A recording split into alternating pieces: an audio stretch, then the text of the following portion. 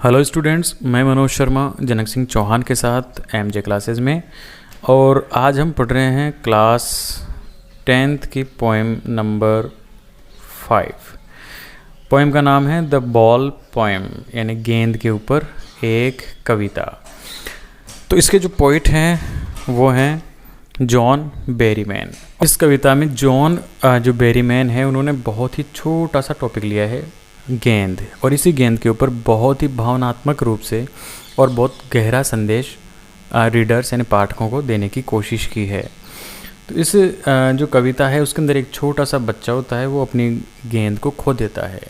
अब दूसरी गेंद खरीद कर लाना बहुत आसान है, लेकिन जो गेंद उसने खोई है वो गेंद जो खुशी उसको दे सकती थी वो खुशी नई गेंद कभी नहीं दे सकती। तो हमें ये संदेश देता है कवि कि हमें अपने स्वामित्व की जो वस्तुएं हैं उनकी सुरक्षा करनी चाहिए। और जो धन है वो एक बाहरी खुशी दे सकता है, आंतरिक खुशी हमें कभी भी नहीं दे सकता। तो हम देखते हैं इसके प्रीफेस को कविता पढ़ने से पहले कि एक लड़का जो लॉजेज ए बॉयल, उसने एक अपनी बॉल जो गेंद है उसको खो दिया है। ही इज़ वेरी अपसेट, और वो बहुत ज़्यादा अपसेट भी है, दुखी है। A ball doesn't cost much, और एक गेंद की कीमत कुछ ज़्यादा नहीं होती। Nor is it difficult to buy another ball, और न ही नई गेंद खरीदना कोई मुश्किल काम है। तो फिर ये बच्चा दुखी क्यों है, बस इसी के बारे में हम इस पूरी कविता के अंदर जानेंगे। तो देखते हैं। What is the boy now who has lost his ball? What is he to do? कि अब वो बच्चा क्या करेगा। Who has lost, जिसने खोई है अपनी गेंद। What is he to do? अब उसे क्या करना चाहिए। यानी अभी अभी जिस बच्चे ने अपनी गेंद खो दी उसके साथ क्या कंडीशन है, वो अब क्या करेगा। इन चीज़ों को हम देखते हैं। I saw it go merrily bouncing down the street, और मैंने का मतलब यहाँ पर poet.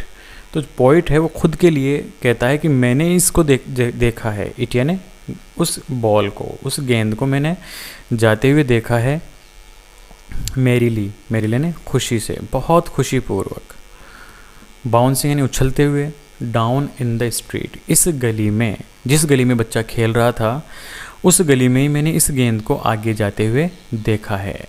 And then merrily over there it is in the water, और इसके बाद ये खुशीपूर्वक, मैरीली यानी अगेन खुशी से ये उछलती हुई गई और पानी में समा गई, यानी पानी के अंदर डूब गई। अर्थात जहाँ पर जिस गली में बच्चा खेल रहा था वहाँ छोटा गड्ढा हो सकता है या नाली हो सकती है जिसके अंदर ये गेंद ख़त्म हो गई, अर्थात गेंद डूब गई। अब यहाँ पर एक छंद पूरा हो जाता है। अगला छंद हम देखते हैं इस कविता का।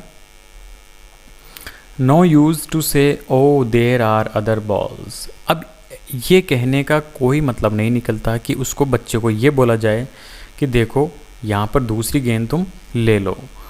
इसका कोई मतलब नहीं है, क्योंकि जो गेंद उसकी खोई है उसके साथ उस बच्चे की भावनाएं जुड़ी हुई है। भावनात्मक प्रेम, भावनात्मक लगाव उस गेंद से जुड़ा हुआ था। तो इसी वजह से an ultimate shaking grief fixes the boy as he stands rigid. तो एक अल्टीमेट का मतलब होगा चरम, हाईएस्ट, एक हाईएस्ट बहुत ऊंचे स्तर का जो दुख है वो उसको, ग्रीफ यानी मानसिक दुख, तो उच्च स्तरीय जो मानसिक दुख है उस बच्चे को हुआ है। और इस दुख ने उसे क्या कर दिया, फिक्स, एक जगह जड़वत कर दिया। Boy as he stands rigid, और वो कठोरतापूर्वक, रिजिड का मतलब कठोरतापूर्वक वो खड़ा होता है, यानी खड़ा हो गया। उसके माइंड में बहुत सारे हजारों विचार चल रहे हैं दुखों वाले।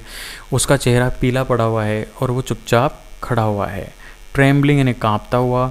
स्टेयरिंग डाउन, स्टेयरिंग का मतलब होगा घूरता हुआ, यानी उसकी आंखें फिक्स है उस गेंद की तरफ जो अब डूब गई है। डाउन यानी आगे की तरफ, जिस तरफ गेंद गई थी उसी तरफ वो देख रहा है। अब आगे हम देखेंगे इसकी कि all his young days into the harbour where his ball went. अब ये जो दिन है, ऑल हिज यंग डेज यानी उसके बचपन, हालांकि वो अभी बच्चा ही है, लेकिन इससे पहले के जितने भी दिन हैं, इन टू द हार्बर, इसी पोर्ट, इसी जगह, इसी बंदरगाह, हार्बर यानी बंदरगाह होता है। तो ये जो कविता है किसी बंदरगाह के आसपास ही क्षेत्र के लिए लिखी गई है। तो इस क्षेत्र में उसे रहते हुए अपना पूरा बचपन बिताया है। और हिज बॉल वेंट, और यहीं पर यहीं की गलियों में एक गली में उसकी बॉल खो गई है, उसकी बॉल गुम हो गई है।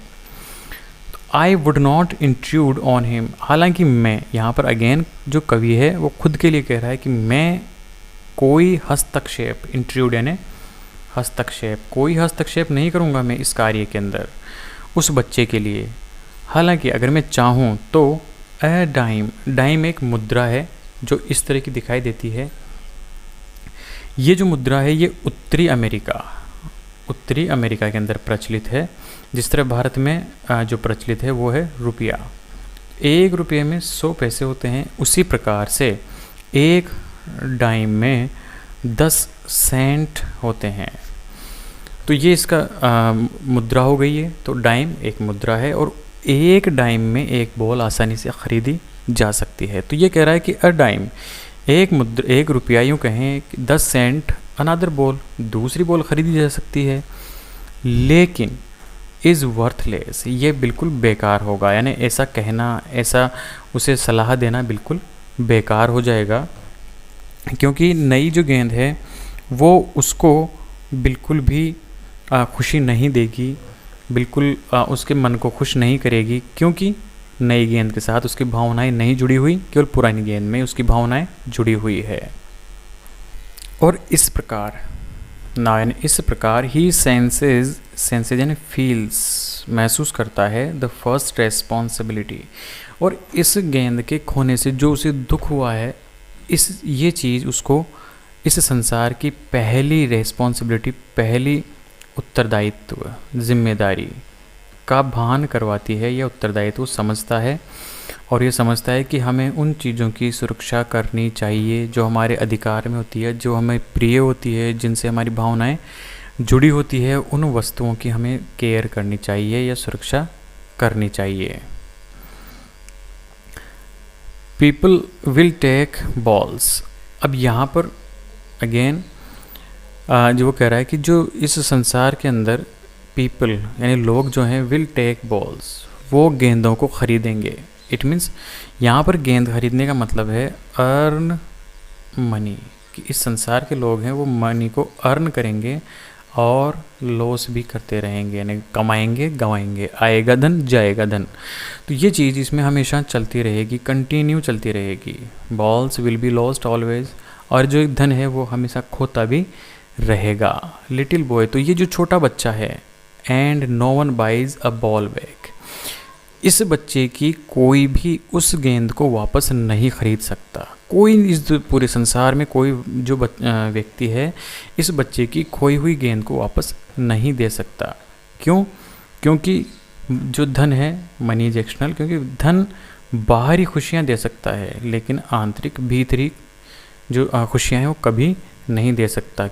अब इस बच्चे की जो भावनाएं हैं वो तो उस गेंद से जुड़ी हुई है, तो उस गेंद को ख़रीदा नहीं जा सकता, उस गेंद को केवल निकाला जा सकता है। क्योंकि अगर हम कोई बॉल ख़रीदेंगे तो दोबारा नई गेंद ही ख़रीदनी होगी, जो उस बच्चे को खुशियाँ देने में कामयाब नहीं हो पाएगी।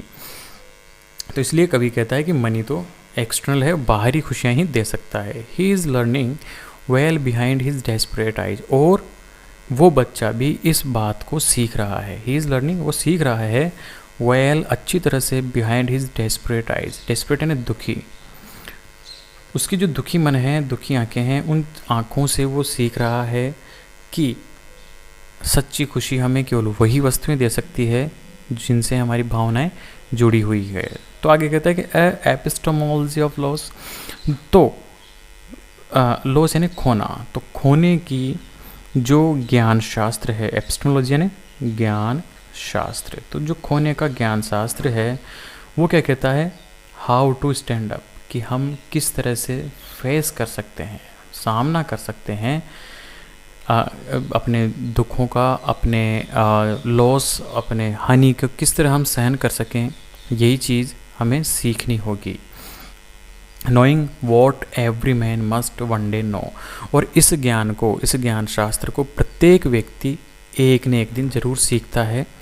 और and most know many days, कई लोग कई दिनों में सीखते हैं, कई लोग कई दिनों पहले सीख जाते हैं, लेकिन हर व्यक्ति को इस ज्ञान शास्त्र को सीखना ही होगा कि हमें हानि को किस तरह सहन किया जाए, हाउ टू स्टैंड अप, किस तरह से हम इसको सामना करते हुए हमारी ज़िंदगी जिएं। तो इस तरह से एक बहुत ही छोटे से टॉपिक के ऊपर बहुत अच्छे गागर में सागर जॉन बेरीमैन ने भर दिया, बहुत अच्छी तरीके से इस कविता को डिफाइन किया है। इस तरह से कविता ख़त्म होती है।